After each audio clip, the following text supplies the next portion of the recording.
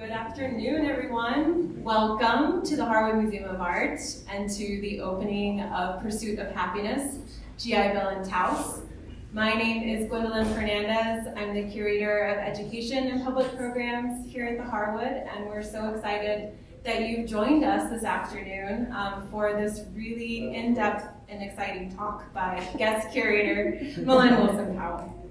Remember that. Yes. So this exhibition is the first of its kind to really examine the impact of the GI Bill on artists in our community.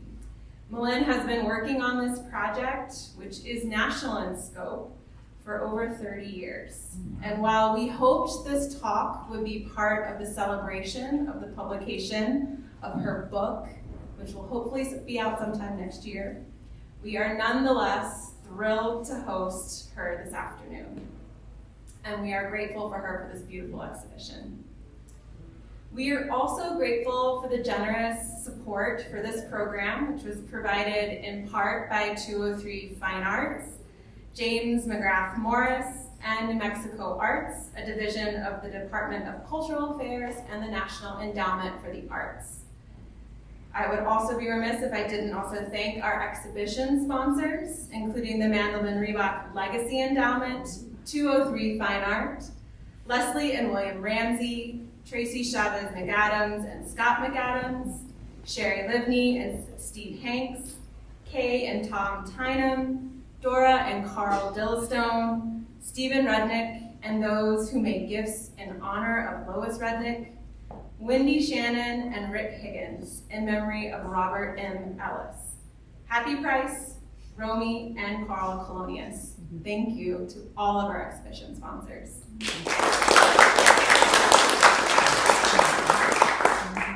So our talk this afternoon will last a full hour, maybe a smidge more. If you have questions, we encourage you to hold those and find MaLin in the galleries following this for a one-on-one conversation. We also, if you need a restroom, it's just out the door here to your left. Please take care of yourselves during the talk. And without further ado, I want to welcome MaLin Wilson-Powell. She is an independent writer and curator, active in the art world since 1972. She has held positions as curator at the Museum of Fine Arts Santa Fe, assistant to photo historian and MacArthur Fellow Beaumont Newhall, director of the Johnson Gallery, the contemporary branch of the University Art Museum, University of New Mexico, and the first curator of exhibitions and curator of art after 1945 at the McNay Art Museum in San Antonio. She has curated over 25 exhibitions with publications, written over 300 articles, and published several important books. She has curated the major traveling exhibition and co-edited the publication Mabel Dodge Lujan and Company, American Moderns and the West. And she also curated New Beginnings, an American story of romantics and modernists in the West. And finally, she has authored the forthcoming Pursuit of Happiness, American Artists, World War II, and the GI Bill. Please welcome MaLin Wilson-Powell.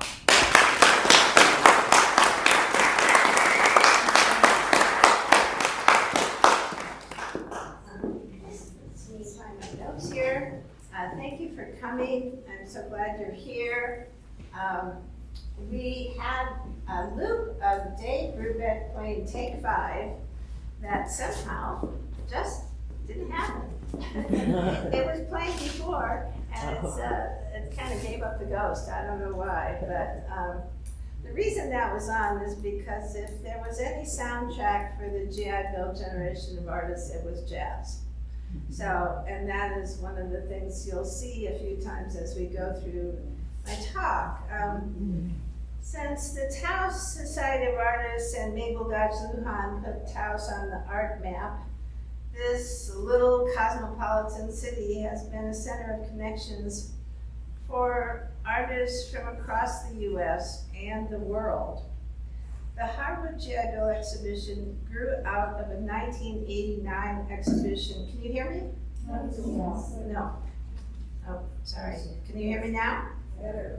Okay, I was going to say, the Harwood GI Bill exhibition grew out of and raise your hand if you can't hear me again, grew out of a 1989 exhibition I had co-curated while working as a director of the Johnson Gallery. It was called the Albuquerque 50s. And one of the artists in that exhibition was the very well-known Richard Diebencourt, who was in the Harwood exhibition. And I thought, oh, the GI Bill. He was on the GI Bill. That's what made him come to New Mexico. I guess I'll just go find a book about the GI Bill and artists in America. No book. That was in 1989. So I started gathering materials. Just who was on the GI Bill. There, of course, the government didn't keep a record because who cares about art in America? Except here in Taos, people care about art in America. So anyway, I thought, okay, I'll gather some materials and then maybe I'll write an article or two. So I wrote an article for a publication called Art Issues in 2009, and a couple museums started asking me to give talks on this topic. So I thought, great. I'll give some talks and then somebody will write a book on it. But nobody wrote the book on it. So just before COVID, Juniper, the director of the Harwood, who really is one of the reasons that this museum is so great and is at the Harwood, this exhibition, is because of Juniper. She really took upon herself to sponsor, to find all the money to create the Mabel Dodge Lujan exhibition. And so I'm forever grateful to working with the wonderful Juniper. I wanted to acknowledge her. So, yeah, you've got a great director. So anyway, my book, has 30 artists that are profiled in it. And 4 of those artists have work in this Harwood exhibition. And those 4 artists are John Chamberlain, Richard Diebencourt, Janet Lippincott, and Ed Reinhardt. So they go from internationally well-known to national to regional. So the forthcoming book, who knows when it will be out? We do have our fingers crossed. Somebody was at the opening last night who works for the Department of Cultural Affairs, and they said they would be following the progress of the book. So hey, something else comes out of the exhibition. By necessity, this presentation is the tip of the iceberg of my research, because it took me 5 years and it's a 400-page book. So I'm going to try and provide a national context for some of the GI Bill artists in the exhibition and show you a mix of images of things that are in the book and in the exhibition. There are 4 threads that we will loosely follow and connect, and those are aviation, large-scale artworks, cartooning, post-war abstraction, both gestural and hard edge. So in 1997, there was a public television special titled The GI Bill, The Law That Changed America, which basically documented how the GI Bill created a middle class, a vibrant middle class after the war, and post-war prosperity for many people. It also democratized the art world, and the only arts person in that publication and television program was Harry Belafonte, who was featured. He was a Navy veteran, and he attended the New School for Dramatic Workshop in New York City on his GI Bill. And if you've seen documentaries with him in it, he always talks about how important the GI Bill was to him and his career. Of course, there was no mention of GI Bill jazz impresario Dave Brubeck, who I had hoped that you would hear as you came in, but you may know the Take Five. Take Five is the most famous jazz composition in the world. So anyway, and Dave Brubeck was drafted in 1942 into the Army and sent to fight in Europe in the infantry. But, all things blessed, he volunteered to play piano for a Red Cross show. And he was such a resounding success that the Army asked him to create a band. So he created the first racially integrated band called the Wolf Pack. And while he was in Europe in the military, he met Paul Desmond, who is the composer of Take Five. So every time I turn around, it seems there's another connection. There's a great cross connection of artists, music, writers, and of course, schools build communities and make connections for artists for the rest of their lives. So after 4 years of active duty, Brubeck returned to Northern California, enrolled at Mills College on the GI Bill, and he formed the Dave Brubeck Quartet in 1959. And the bass player was African-American man Eugene Wright. And they were hired to tour for the State Department to promote American democracy. They played in Poland, Turkey, India, Ceylon, Pakistan, Iran, and Iraq. Now, the year after that tour, Brubeck canceled a US tour of Southern colleges and universities because 22 of the 25 schools refused to allow Wright to perform because they were still segregated. So anyway, that's an interesting part of the GI Bill. People say to me, but it was prejudice, and I said, not so much. In the South, it remained prejudice because when the GIs came back, if they went back to their hometown, especially in the South, bankers were the initial venue to release money for the GI Bill. And a lot of the schools were still segregated. So that, but I have 4 artists in my book who are African American, and they were all part of the Great Migration out of the South. So there was a very big difference about who could benefit from the GI Bill and who couldn't. So please make sure that you have one of our gallery guides, because it has some of the facts that I'm going to recall here. You have to, the GI Bill's influence was immense. 80% of the men born in the United States between 1920 and 1927 served in World War II. Think about that number. They were broadly representative, it was before the poverty draft, and so they were broadly representative of all the nation's socioeconomic and geographic population. It was the first time also Americans saw each other. They didn't know each other because 84% of them had never traveled farther than 2 miles from their home before World War II. I mean, that's an astonishing thing. We think of ourselves as a mobile culture, but we weren't before World War II. So, and only 24% of Americans had graduated from high school. Wow. So the GI Bill changed everything.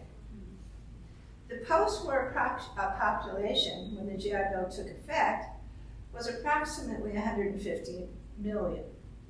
There were 16 million veterans. So that's more than 10% of the entire population of the United States.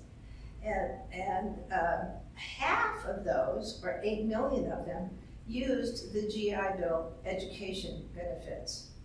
So instead of going back to the work on farms or in gas stations as a wedding photographer, thanks to the GI Bill, they became veterinarians, engineers, lawyers, journalists, and artists. And that's why we're here. So they were the first generation to step onto the world stage.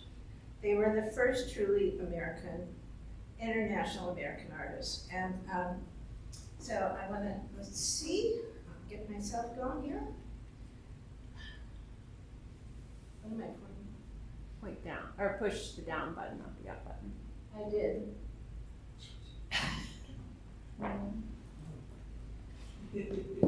Okay, I'll use this. No, it's not, neither one is plain.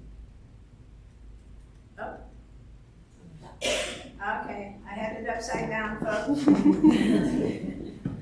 Okay, so among the GI Bill artists who stepped onto the world stage, the very first person to do that was Sam Francis, who you see, he was a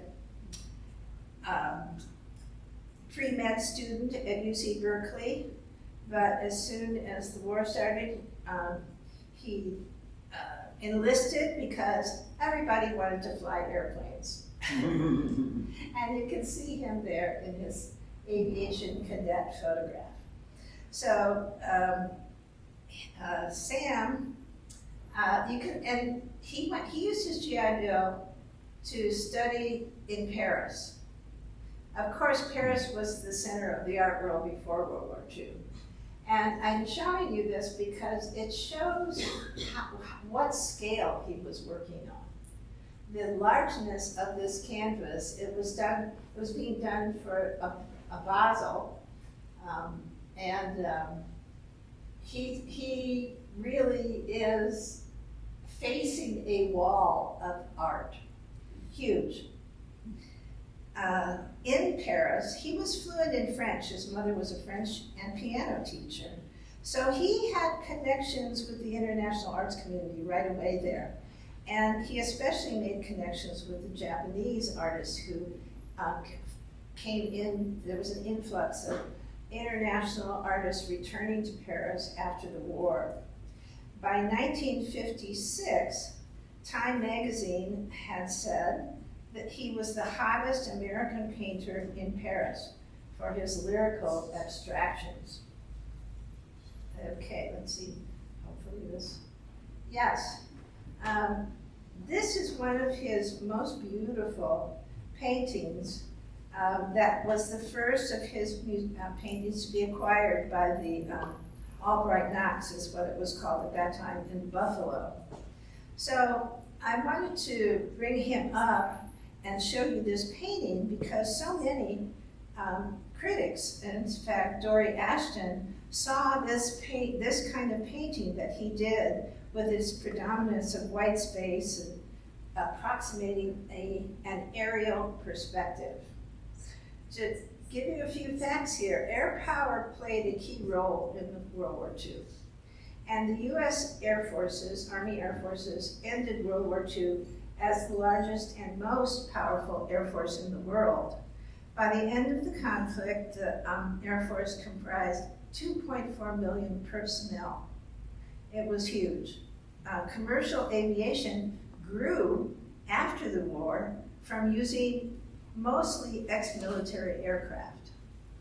So they were the first commercial airlines. And then by 1955, so this is 10 years after the war, people in the US traveled by air more than they traveled by train for the very first time. And by 1957, a new fleet of commercial airplanes drastically reduced travel time and replaced ocean liners as the preferred means of crossing the Atlantic. So Francis had this tremendous success and was making a very large income. And so he had the wherewithal, because he loved flying, to take to the skies. And he traveled around the world twice over the next 4 years. His 1957 itinerary is breathless. New York City, Sioux Falls, South Dakota, who knows why, Idaho, Mexico City, California, the Hamptons, Tokyo, Hong Kong, Bangkok, India, Rome. He completed, during those 4 years, while he was traveling around the world twice, he completed more than 100 canvases in half a dozen studios, often rolling up these large, unfinished paintings to take along as cargo. So he started at that time maintaining a Paris studio, which he continued most of his life, a studio in New York City, and a studio in Tokyo. He eventually moved to Southern California and, of course, had a studio there. So, San Francisco really was the first truly international American artist of this generation. Another truly international artist was Robert Rauschenberg. He also worked at a large scale. And this one, as you can see, is in the MaLin Museum in Amsterdam. He was a pharmacy student when he was drafted and served as a psychiatric nurse at the Naval Hospital in San Diego. So he seemed to be able to embrace, he was devastated by the post-traumatic stress syndrome that he saw in young men. And he was devastated and spent the rest of his life as a peace activist. Charlene, the large piece on the right, is one of his combines. I always thought it was great that it was called combine because that's the farm equipment. So anyway, critic Dave Hickey wrote about Rauschenberg's combines in the 50s and 60s. In their chaotic synthesis, they supplied a toolbox for nearly everything that happened after 1968. Installation, appropriation, recontextualization, multimedia simulation, neo-expressionism, and a multitude of other maneuvers trace their permission to the combines. So he really did take the older generation's abstract expressionism and combined it with the traditions of assemblage. So you can see, these were young men when they entered the war. They went in as boys, they came out as men. The next artist I want to show you, you may not be familiar with. His name is Shinkichi Tajiri. And he was born in Los Angeles, but we don't know about him in the US because he permanently left the United States on the GI Bill. He was considered, he's primarily a sculptor, but he also made award-winning movies, prints, and conceptual art. He was a citizen of the world, and he has been claimed by many places, including Japan, the US, Paris, Germany, and Holland, where he lived for his whole life. He represented the Netherlands at the 1959 Documenta. The reason he left, well, during his senior year in high school, his family was interned with 110,000 Japanese Americans following the bombing of Pearl Harbor on December 7th, 1941. The only way out of the camp was to enlist in the army. That's the only way he could get out. So he enlisted in what was called the 442nd Go for Broke Japanese Battalion, which turned out to be the most decorated troops in the history of the US Army. After mustering out, he used his GI Bill at the School of the Art Institute of Chicago, but he felt a great deal of anti-Japanese sentiment. So he left for Paris in 1948. And you can see him here. He was a very generous guy. He taught a lot of people how to weld. He started a co-op gallery in Paris. Up on the upper left, you'll see a drawing he did when he was injured. He ran messages from the front line to the officers who were, of course, not on the front line. So anyway, and this is one of his really fantastic found object sculptures from 1953. It is an homage to Billie Holiday, Lament for the Lady. So, as I mentioned, the population of Paris had returned to pre-war levels of 3 million people, including many African American GIs, because they knew that they were respected there. Now, why did the GI Bill happen? It seems such an unlikely thing that the government would create the largest program in its history to help GIs coming home. One of the things that prompted this was the Depression really created something called the bonus marchers. World War I veterans and their families came to Washington to ask for their promised bonuses from World War I to be paid by Congress. After several months of camping near the Anacostia River and several confrontations with the police, the federal troops were called in to drive the marchers from the city. At that time, the American public was horrified. How could you call out the Army against your veterans? So following Roosevelt's March 1933 inauguration, Eleanor Roosevelt praised the marchers and arranged for the employment of 25,000 of them in the newly created Civilian Conservation Corps. So there's a quip that was popular at the time that said, Hoover sent the Army and Roosevelt sent his wife.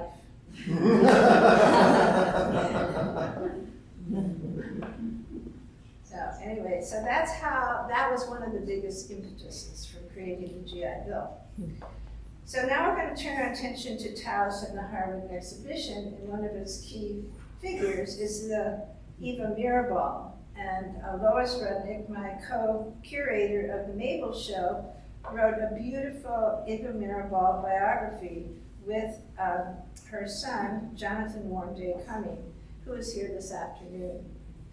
Lois was my co-curator, and she really was, and her husband raised funds for this exhibition in her honor, as you heard in the introduction.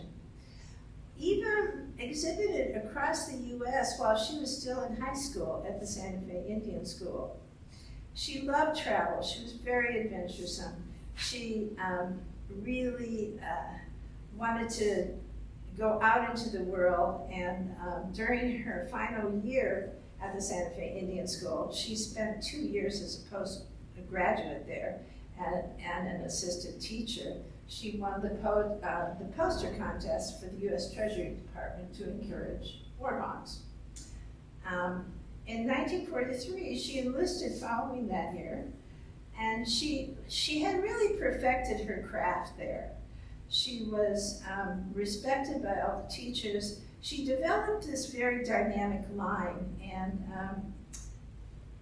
it's interesting that her drawing, she was the first to ever, Native American woman, to ever create a cartoon for the Army. It's called G.I. Gertie. So, all the GIs were kids during the Great Depression. Whether urban, rural, privileged, middle class, working class, they were united by the visual clarity, availability, and pizzazz of comics and cartoons. This was pre-TV, and the flow of information was through print media, and every child looked forward to getting the funny papers. It is one of the most enduring influences on GI Bill artists.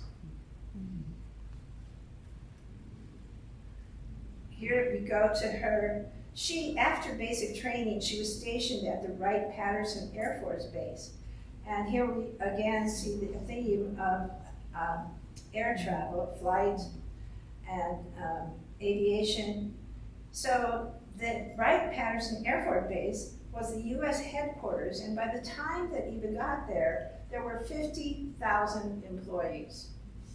So on the left, she was commissioned by a planetarium in Pittsburgh while she was at the Wright-Patterson. She went for the Air Power Show in 1944. Eva really, as far as I can tell, really saw herself as a bridge between cultures. And she really, after finishing her military service, she taught at Southern Illinois University. And she had planned to go to Chicago to the Art Institute on on her GI Bill, but she had to return home because her mother was ill. So she,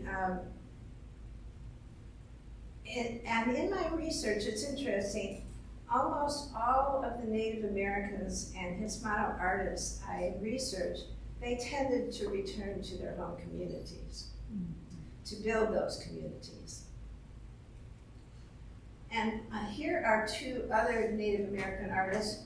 One, Alex Concha, who was also from Taos, Pueblo, and we had tried to acquire some of his work for the exhibition, but they were at the Gilcrease Museum, which closed its doors in 2021 to build a new museum, and they never responded. And that's how it goes with exhibitions sometimes. So anyway, if anybody has access to Alex Concha's work and would like to bring it to the Harwood for a donation, we would love it. So he returned home. He also enrolled at the MaLin Taos Valley Art School, as did Eva Mirabal when she came back. Now on your right is Charles Lolema, who many of you I'm sure know for his extraordinary jewelry, and he didn't return home. Very interesting, because he and his wife, who was also a Ottilie, his wife, she was from Second Mesa, accompanied him on the GI Bill to New York's Alfred University School for American Craftsmen, where he studied crafts. And that is one of the things that happened with the GI Bill generation. They started making things that people thought of as crafts into art. It's like Kenny Price. You know, his teacher was Peter Volkas, who was a ceramicist, and when he had students like Ken Price, they did not see clay as a lower medium, and they worked and brought a whole new, fresh approach to everything. So anyway, that's a big part of the post-war generation. Two galleries in the Harwood exhibit are devoted to students who came from across the U.S. to study at the MaLin Taos Valley Art School.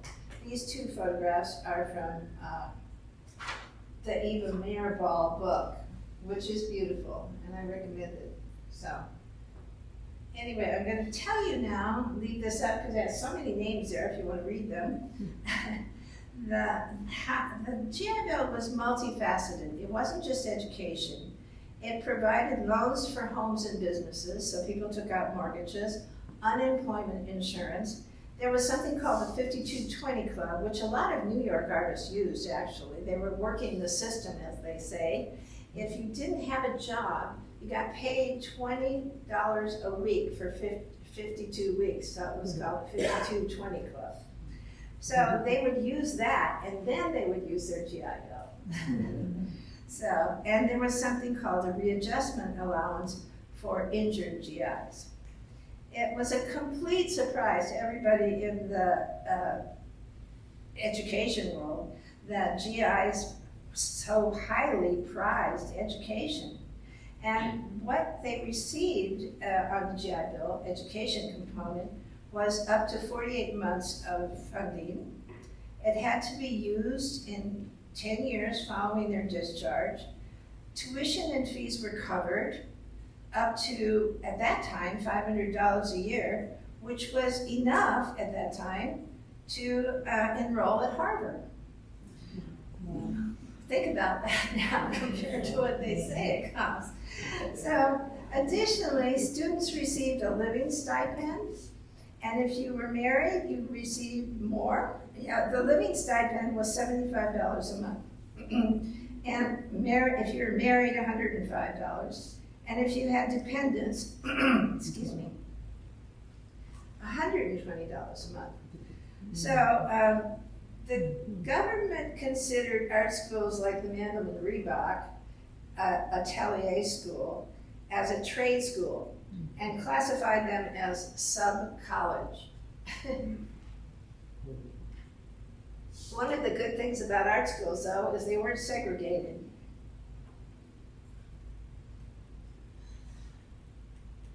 So Louis Reebok was the main attraction at the MaLin Reebok School.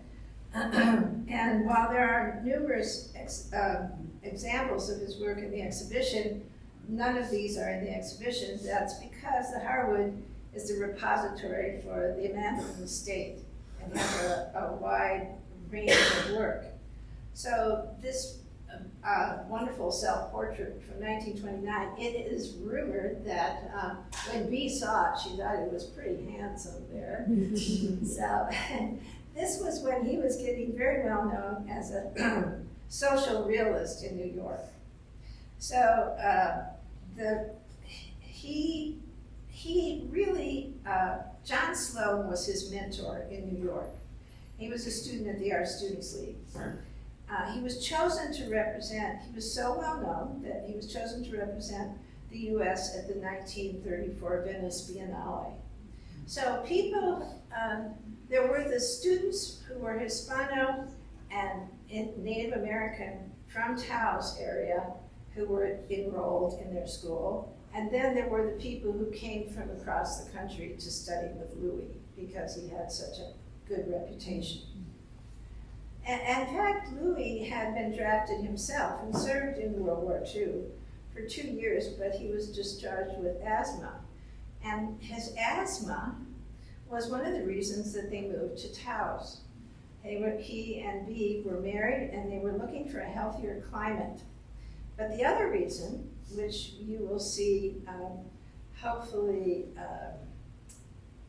you will gain an understanding, was the intense, heated disagreement in New York City between social realism and abstract expressionism.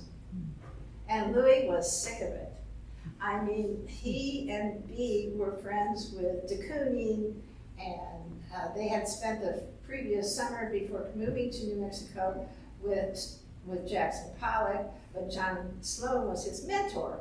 So here he was being constantly, what's up?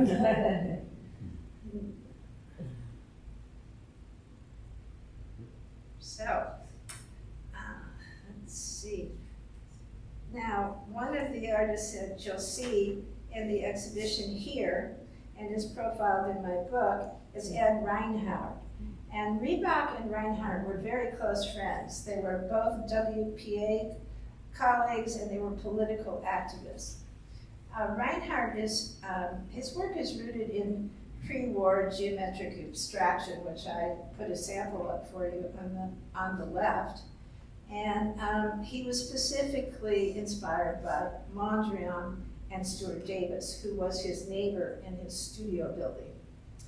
And he always complained that because Reinhardt was fairly, what did I say? He loved color, but he said he did paintings like that because Stuart Davis always wore Hawaiian shirts.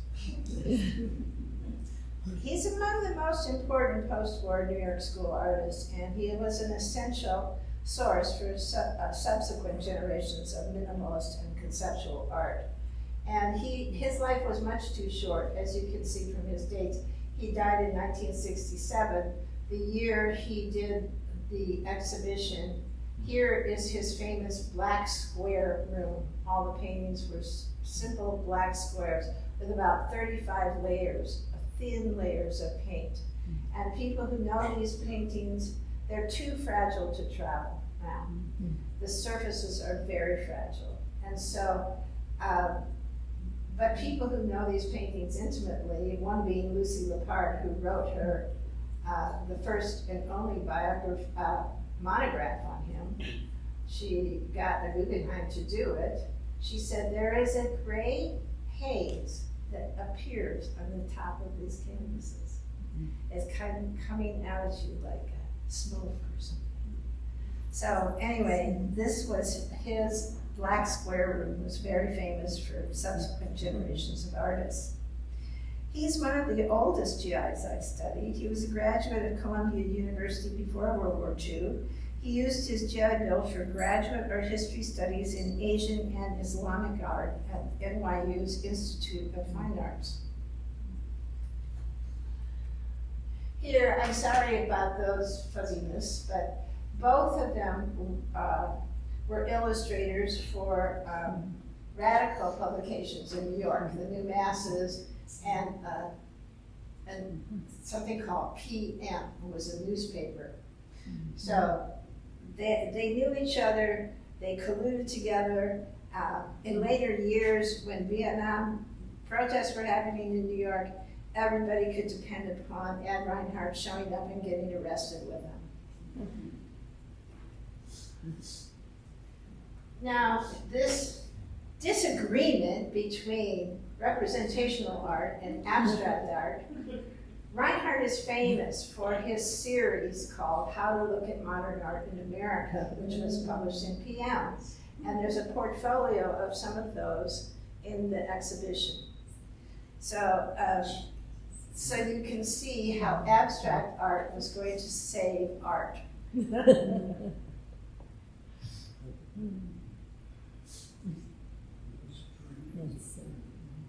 So the Harwood, of course, Jackson Pollock was the looming figure of abstract expressionism.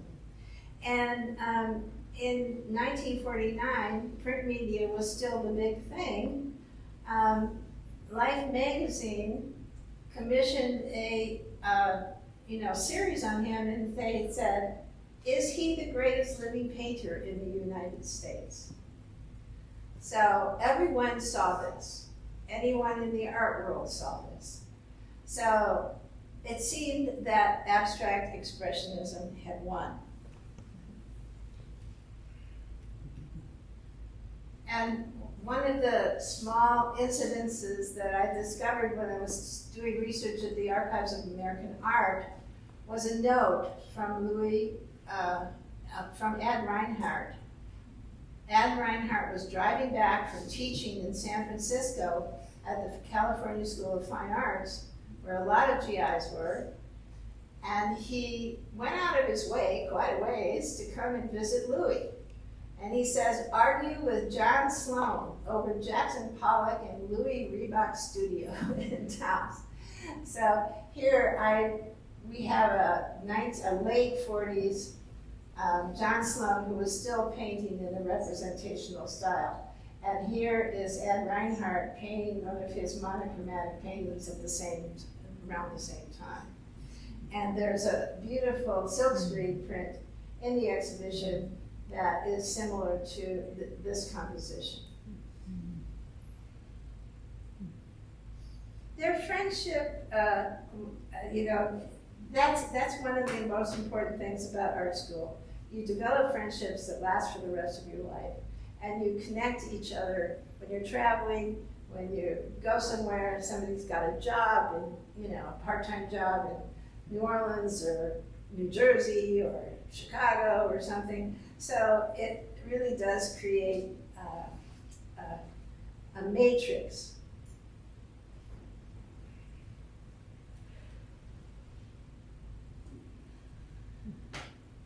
Now, I wanted to show 3 examples of GI Bill artists who are profiled in my book but are not in the exhibition, who also drew upon comics and cartoons from their childhood.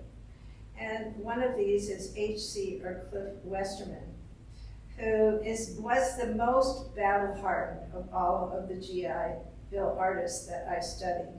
He served in both World War II and the Korean War.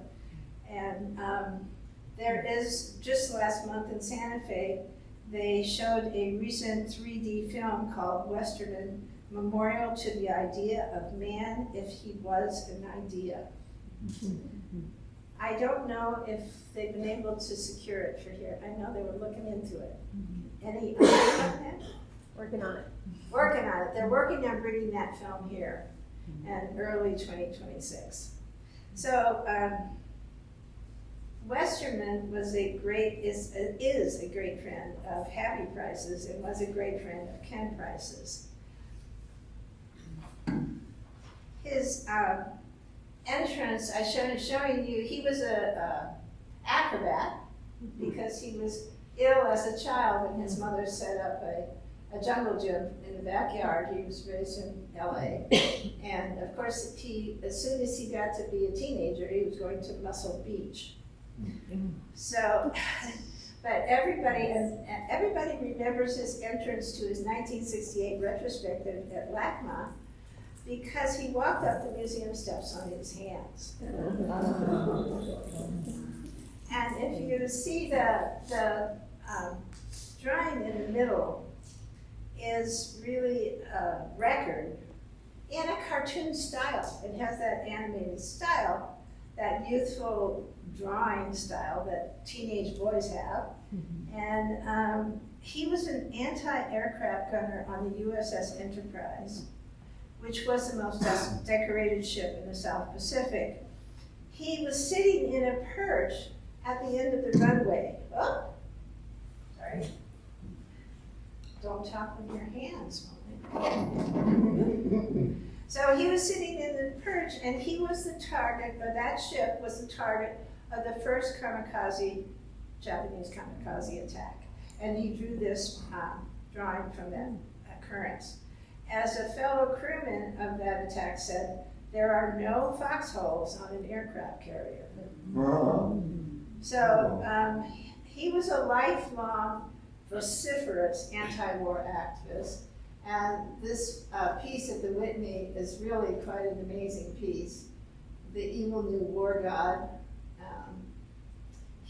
He was mainly known as a sculptor, and his sculptures are magnificent. So if you get to see this 3D film, it is the first time I've ever seen a sculpture documentary that was 3D. I mean, it is really fabulous. So don't miss it when it comes.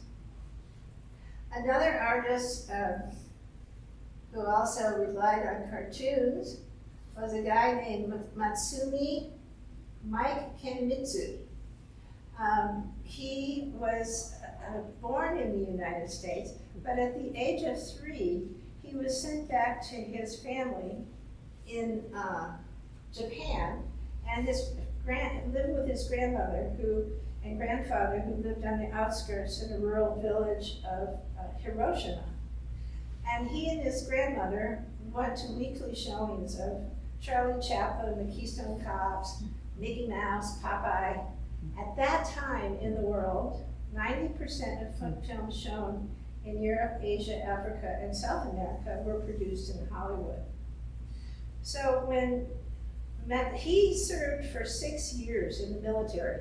His English wasn't so good when he enlisted, and he didn't read the fine print, and they said he'd be in for a year, but then Pearl Harbor happened. So he was in for as long as they wanted him, and they wanted him for 6 years. He was a medic in Europe in the front line, but he was also a bartender at officers' clubs.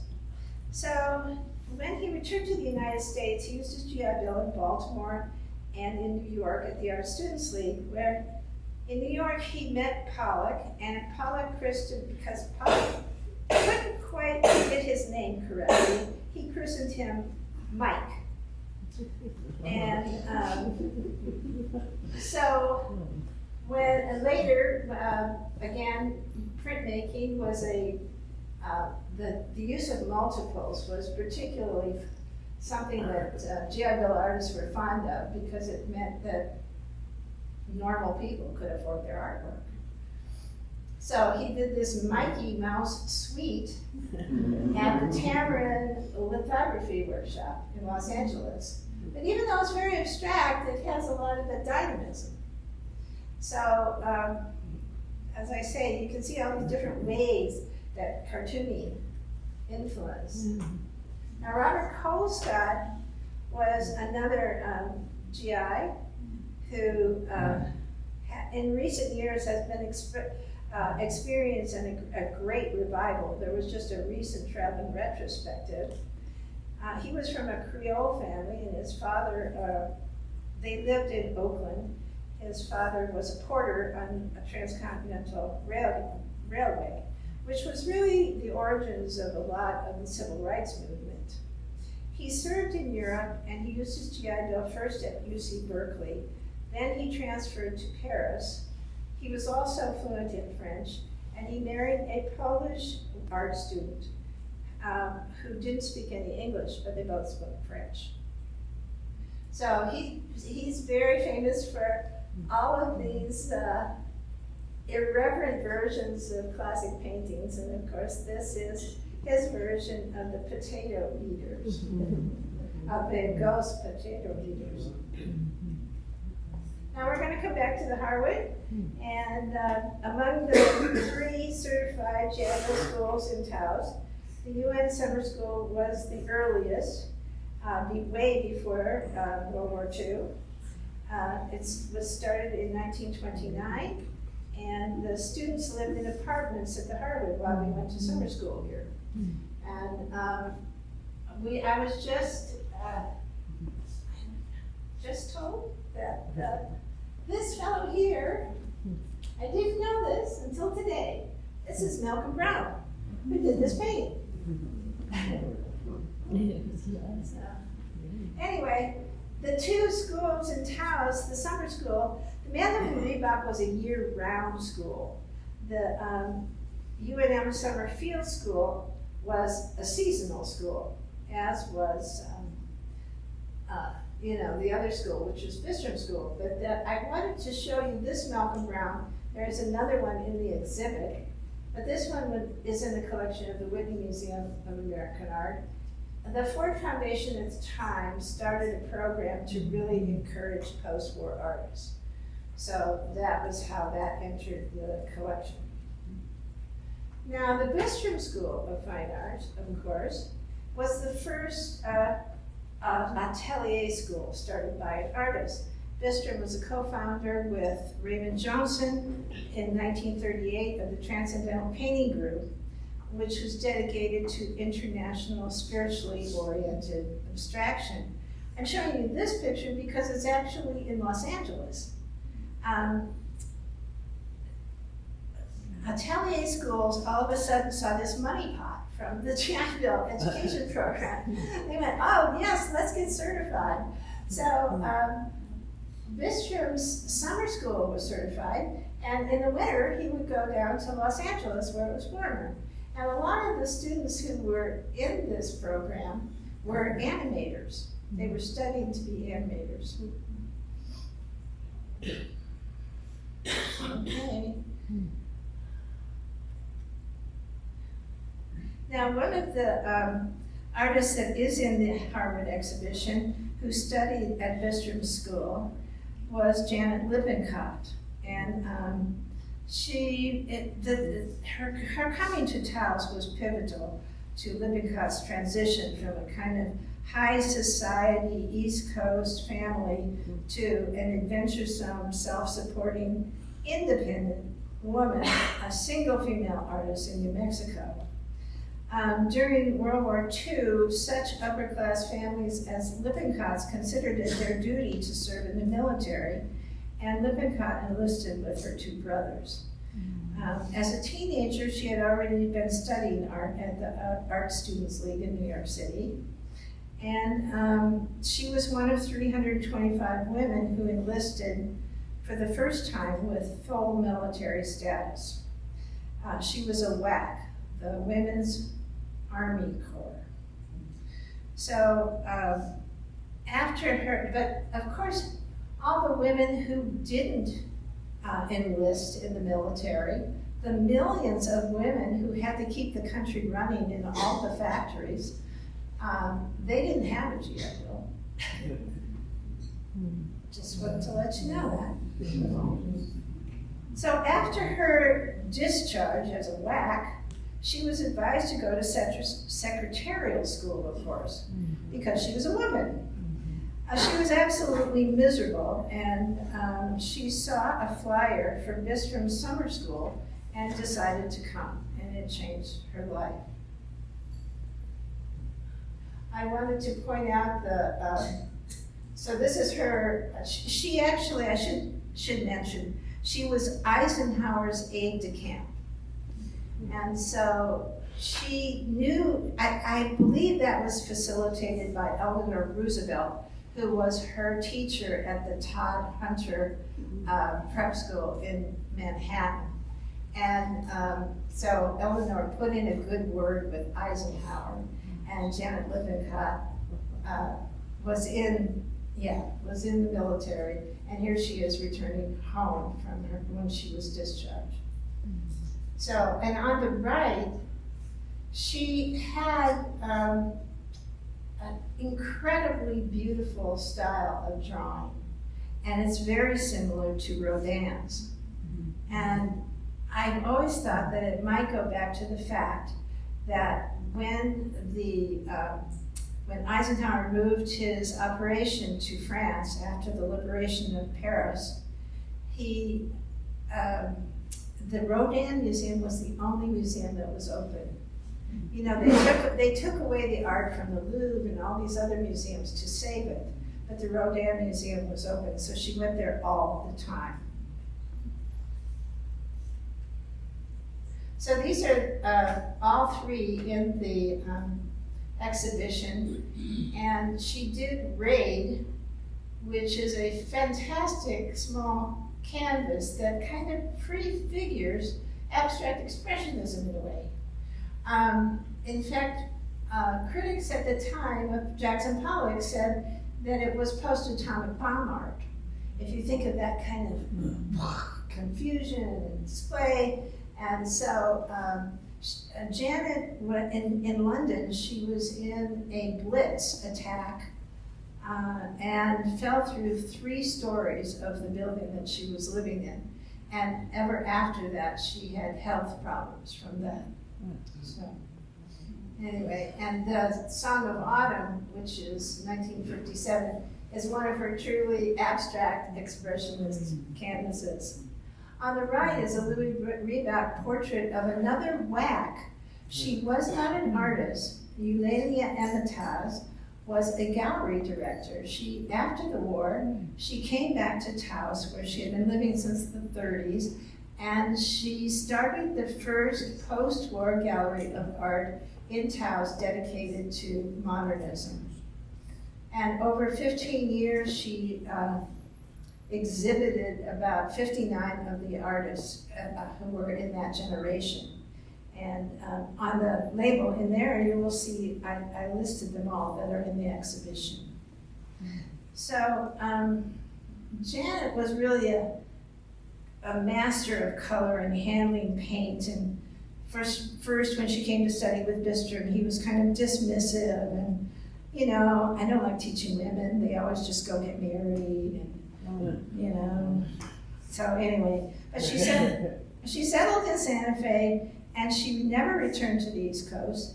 She was a prolific artist who held herself to high standards, and when she had a show in the 80s, Bistrom said, I was mistaken. She's a wonderful artist. So it took a long time. Now we turn to the most legendary school associated with the GI Bill nationally, and that's Black Mountain College. And on your left it's a rural school. It was a liberal arts school, and there are 3 artists in the exhibition who attended Black Mountain College. One is Olisa Bowman, Cliff Harmon, and John Chamberlain. It was a year-round school, but it started in the 30s. It was very sparsely attended, let's say it that way. They maybe had 40 to 50 students at their height for year-round programs, but their summer institutes attracted large faculties and large enrollment, and you'll see that on your right here. And these 2 figures in white are Joseph and Annie Elbers, who were really, even though you could study philosophy and physics and history at Black Mountain, it really became famous for being an art school. And the Black Mountain College required only 2 courses when you entered, and one was Joseph Albert's first-year design course, which he had developed at the Bauhaus, and a seminar on the Socratic method, so hopefully you could think.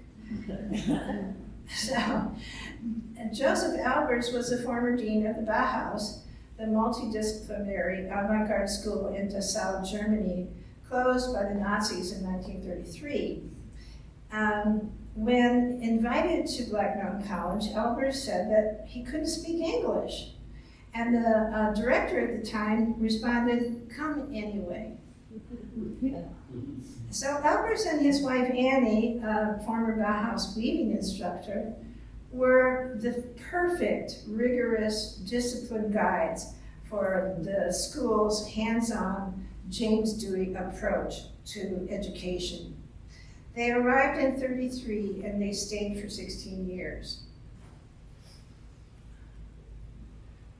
Ole Savonen is one of the artists in the exhibition, has 3 beautiful paintings.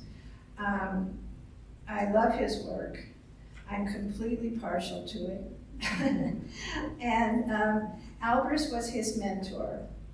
Now, this is a photo that Ole's daughter, Jennifer, who lives here in Taos, provided to us of Ole and his sister Miriam, or Mim is how she was known. She was a nurse in World War II, and so they're in Paris together.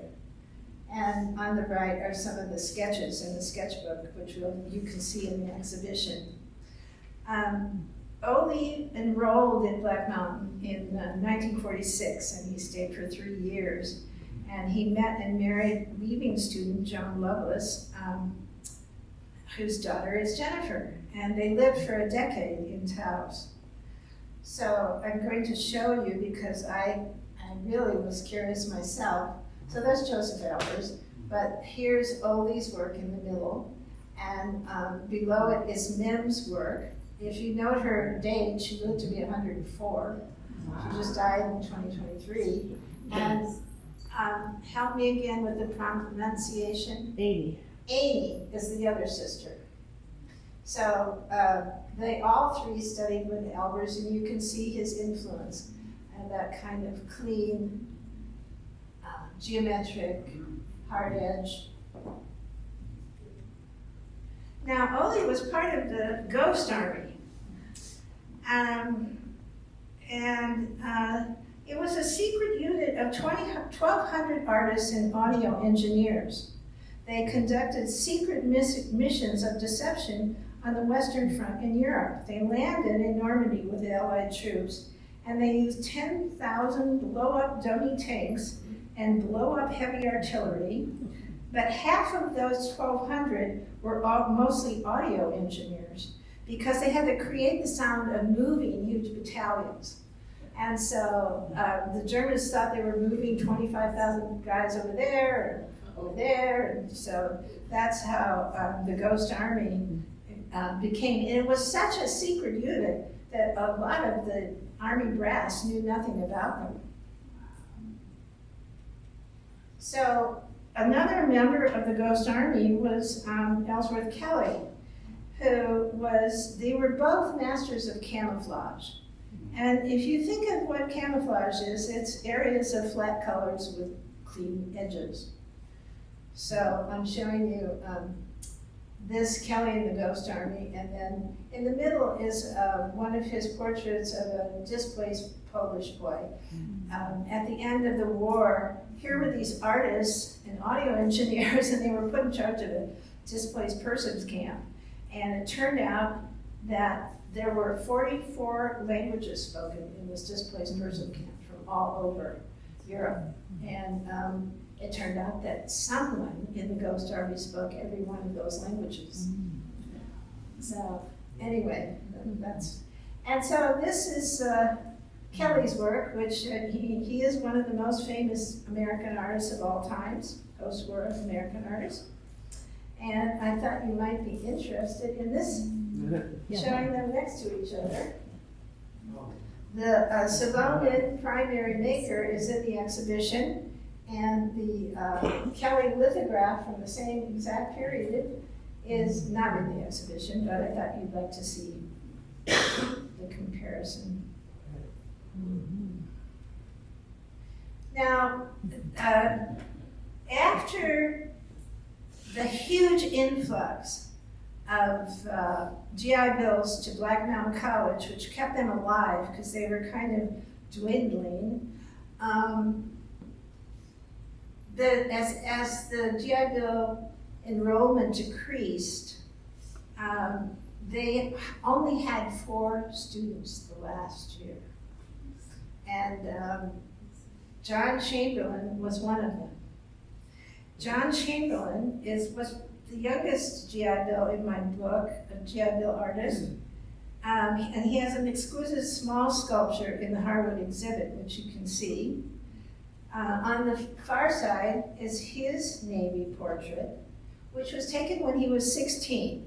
He lied to get into the military, and he was in the Navy going on ships that were under fire from North Africa, I think he went through the Panama Canal like 3 or 4 times. He was in the South Pacific, and he was, after serving for 3 years, he was only 19 years of age. So he lied to get in, and when he got out, he was still very youthful. He first used his GI Bill to go to beauty school, because as a 19-year-old, he says in his biography, he wanted to meet chicks. So he earned his living, though, as a hairdresser until 1959. So he studied to be a hairdresser in 45, and so, you know, he did it for 14 years to support himself and his family. And if you think about the perfect skill for a sculpture, it's seen in 360 degrees, which you have to do if you're going to give a good haircut. So he then used his GI Bill at the School of the Art Institute. And he was married to an African-American jazz singer in Southside Chicago who divorced him after he started at the Art Institute, because she said, I married a hairdresser, not an artist. So anyway, so when he went to Black Mountain College in the spring of 1955, the school's then director was a poet, Charles Olson, and he said of Chamberlain, the blue sparks flying in his studio in the dead of night was the finger of God touching Black Mountain College. And I love the fact that he has all of his Navy tattoos on the portrait from the 60s in New York, which is about the time that he did the sculpture that's in the Harwood exhibition, which is a small piece. It's the one in the upper right side there. And it's one of the other things that happened in the GI Bill generation is that the post-war artists used new materials. John Chamberlain epitomizes this. He used foam rubber. He used synthetic paints, plastics, all kinds of non-art materials. And he was, of course, famous for his crash car sculptures. But he lived in a state of perpetual motion, and he started coming to New Mexico in 1962.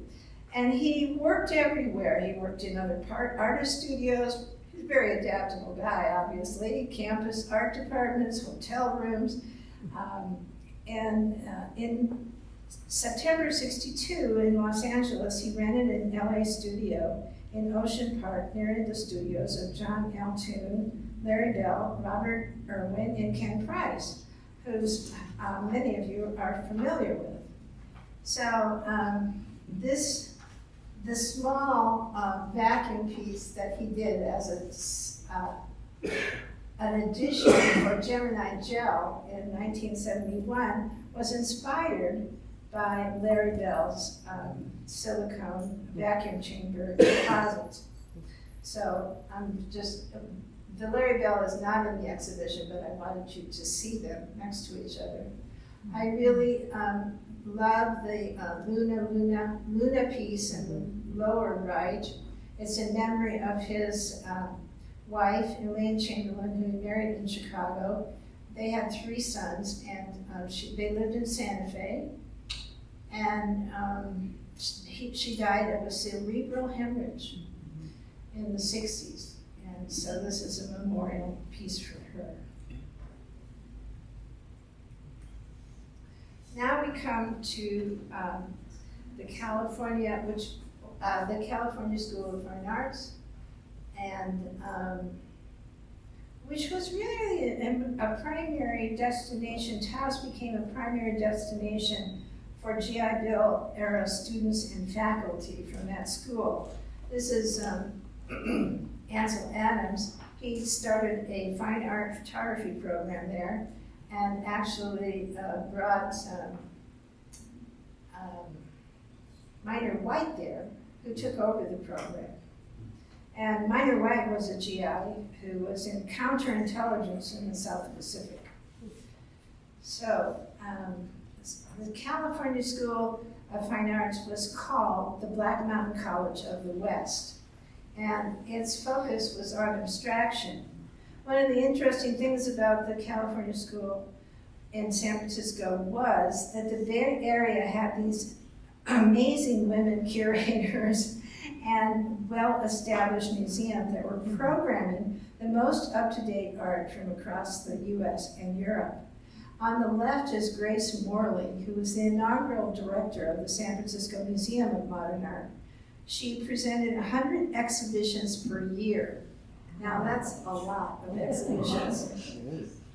And they included solo shows of Cézanne, Gauguin, Matisse, and many exhibitions that travel from the Museum of Modern Art and the Guggenheim. In the middle is photo, Mark Rothko and Clifford Still with Douglas McCagey, who Morley hired as an assistant curator, but then he went on to revive the school because it had been kind of a sleepy place where Sunday painters learned to paint. So he brought in Clifford Still, who became the reigning dogmatist and champion of abstraction in 1941. So here they are, Rothko, Still, and McCagey. And McCagey's, Germaine McCagey was Douglas's wife, and she was head of the education department at the California Palace of the Legion of Honor, and during the war served as its acting director. After the war, she became made curator, and she organized a Rothko exhibition and a Clifford Still exhibition, which significantly, it was probably one of the most significant exhibitions that Germaine McCagey curated. And Mark Rothko, in fact, said, "Still's show has left us breathless, both my students and everyone else I have met." And the San Francisco poet Kenneth Rexroth said, "People come up to his vast pictures very quietly and topple over into them without a murmur, and they come out with nothing to say." So I guess art leaving you speechless is the top priority. So anyway, this he didn't come to New Mexico, as far as we know, Clifford Still. On the other hand, after the praise from Rothko and Rexroth, Ed Reinhardt, who was a very beloved curmudgeon, said of Still's angry proselytizing and absolutist personality that Still should be charged with arson and false alarm. So some of the beautiful canvases in the large gallery, contemporary gallery, are the canvases of Clay Spohn, who was one of the most influential artists of his generation in California, but remains very under-recognized. He was a key figure in the birth of California assemblage, and his work is rooted in Dada and Surrealism. He was in Paris from 1926 to 1927. And in 1942, Grace Morley mounted a solo show of his work at the San Francisco Museum of Modern Art, one of which is on the left side there. It was called Fantastic War Machines and Garrographs, the show. And it was inspired by dreams of the coming war, and that it would be an aviation war. The theme of attack from the air. But I really have sort of fallen in love with the painting on the right. I selected it, but did not see it in person until I came to hang the show a week ago. So he's taught at the California School of Fine Arts from 45 to 1950 and moved to Taos in 1952 after Douglas McCagey and Clifford Still had departed. They had not renewed Douglas McCagey's, the board thought he was being much too wild, so they did not renew his contract, and a lot of people left the California School. Sloan stayed in Taos until 1958, when he left for New York City and teaching jobs on the East Coast. And apparently, he was a neighbor to Ole Savonen studio. They had studios next to each other in Manhattan. So many connections, it just keeps finding more and more connections. So. Now, another person who was associated with the school in San Francisco was Richard Diebenkorn. And there is a major Richard Diebenkorn from New Mexico in the exhibition. At the time when these artists were studying on the GI Bill, a lot of them were the same age as their instructors. And in fact, there's multiple quotes about how they were peers. The students and the faculty were peers. And in fact, Richard Diebenkorn was both. He went to the school on the GI Bill for a semester, and then they hired him as faculty. I'm showing you the artist and his wife because they met when he was a student at Stanford University. And he enlisted in the Marine Corps Reserve in March 1942, only a few months after Pearl Harbor, with the promise that he would not be called up until after his graduation. However, I guess he didn't read the fine print either, because it was always as needed. And Phyllis Diebenkorn was studying at Stanford engineering, drafting, and technical calculations. And she spent the last semester of 1942 working at Lockheed Martin in Los Angeles as part of the war effort. So there's their wedding day, and I always thought that he was never really military material, Diebenkorn. And you can see that he's made a beautiful drawing of his empty jacket, which really is a metaphor for how he felt about the military.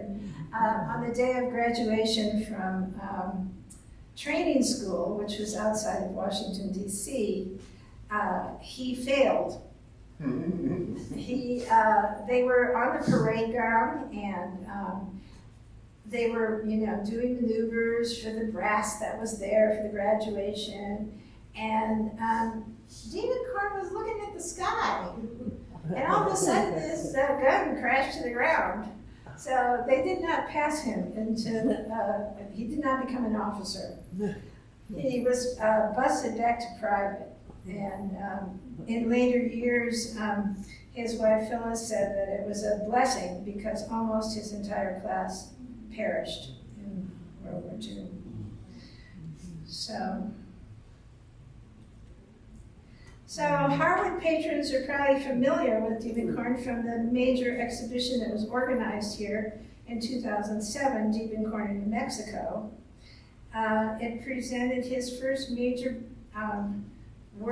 body of work, and it combines, he weaves together the multiple threads of post-war gestural abstraction, cartooning, and aviation. I'll just go back so you can take another look at that little drawing he did of his commanding officer. So you can see, I mean, cartooning just keeps showing up everywhere. And one of Stephen Korn's primary influences was Crazy Cat. And Crazy Cat was beloved by many artists of the times. So he came to New Mexico because not only was Crazy Cat Arizona cartoon, based in Arizona, the Navajo Desert near Monument Valley and Enchanted Valley, but he had ridden through New Mexico on a train twice as a child. And he, as I said, he was kind of upset because he said, I was the bottom man on the totem pole at the school, still was at the top, but I had the GI Bill money that I hadn't touched. I was struggling to make ends meet to buy paint. My students could go to the school store and come back loaded with bags of material. So I decided to go use my GI Bill. So he resigned his teaching position and entered UNM, Master of Art program, where Raymond Johnson was his mentor, and he would visit his former colleagues and friends in Taos and exhibited at the Eulalia Emmentas Gallery Escondida. So, and the painting on the right is of the same era as the painting that's in the exhibition, and it is really considered he made his first commercial air flight going from New Mexico back to California, and he was absolutely thrilled by an aerial view of the flatness and the abstraction of that flatness of the earth and what he called the tawny skin of the earth. Now we're going to conclude here with the mention of Paris, which attracted an estimated 400 GIs. They enrolled in many art schools with international students. And the first show that was ever really focused on GIs at all was a show done by the Pompidou in 1977. And Larry Rivers, who was a GI Bill artist and jazz musician, did the cover for that exhibition. There's an excellent catalog and show called Americans in Paris. The exhibition was at the Gray Art Gallery in 2024. And they do have a copy of this in the shop. So anyway, and on the right is African-American GI Bill artist Herbert Gentry, who was the first GI to go to Paris to study on the GI Bill. And he also had a jazz club there. He's in the light colored clothing in the center. Yes. He's waiting in a bread line. So I want to, Lawrence Calgagno is the last artist I'm going to talk about. His work is in the exhibition, and the large black and white work on paper is from his time in Paris on the GI Bill. He's one of the nationally acclaimed GI Bill artists who purchased a home in Taos in 1972 after a residency at the Pulitzer Foundation. I wanted to show you a couple of his works from his years when he was at the San Francisco's California School of Fine Arts. So those two on the left, he would have done under Clifford Still's influence. And he was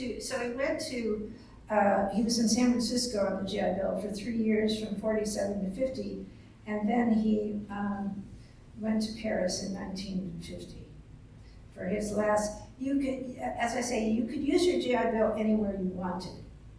You could, Rauschenberg used it as a traveling grant. He basically went to 4 different schools. He didn't care about getting a degree. All he cared about was acquiring the skills he needed.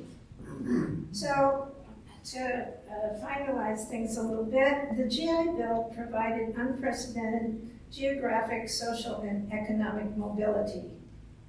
GI Bill artists democratized the art world.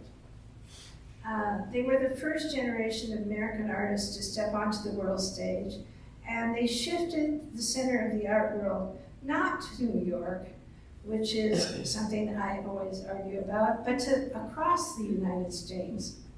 GI Bill artists were the founding faculty of expanding university art departments across the United States.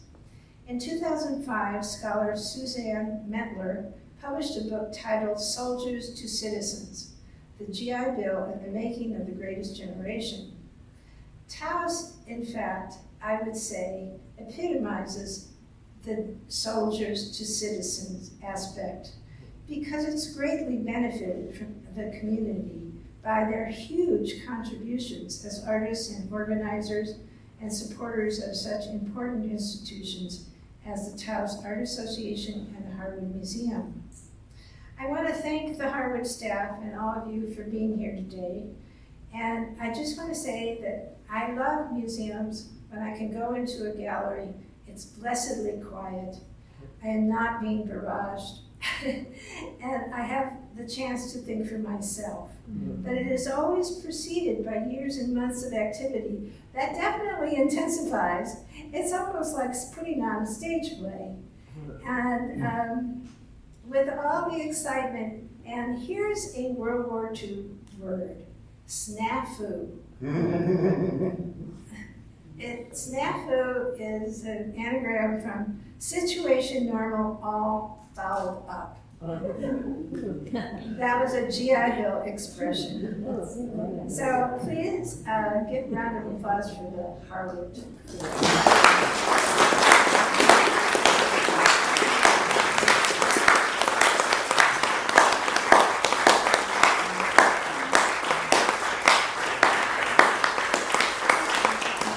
This was not working.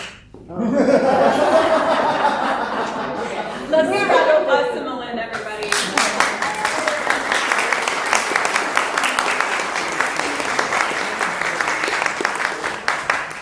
I'm sorry if I went over, guys.